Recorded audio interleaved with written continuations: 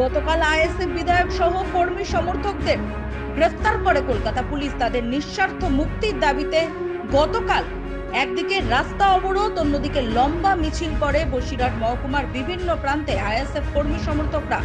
কলকাতার ধর্মতলায় ওয়াকফ বিল সহ একাধিক দাবি নিয়ে বিক্ষোভ করছিলেন ভাঙড় বিধানসভার বিধায়ক তথা ইন্ডিয়ান সেকুলার ফ্রন্ট কমিটির চেয়ারম্যান পীরজাদা নওশাদ সিদ্দিকী সহ তাদের নেতা কর্মীরা।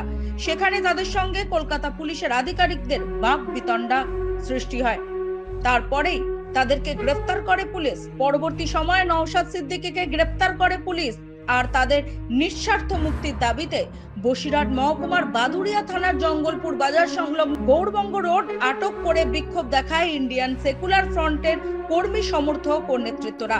অন্যদিকে বসিরহাট উত্তর বিধানসভার বেকি বাজার থেকে হাড়োয়া বিধানসভার গোপালপুর মোড় পর্যন্ত প্রায় 4 কিলোমিটার রাস্তা পায়ে হেঁটে হাতে ব্যানার, ফেস্টুন, প্ল্যাকার্ড নিয়ে প্রতিবাদ মিছিলে সামিল হন আইএসএফ এর নেতা কর্মী ও সমর্থকরা। তাদের দাবি, বিধায়ক নওশাদ সিদ্দিকী সহ যেসব নেতা কর্মীদের পুলিশ গ্রেফতার করেছে তাদের অবিলম্বে নিঃস্বার্থ মুক্তি দিতে হবে, না হলে আন্দোলন আরো বৃহত্তর আকার ধারণ করবে বলেই হুঁশিয়ারি দেয় আইএসএফ এর নেতা কর্মী ও সমর্থকেরা।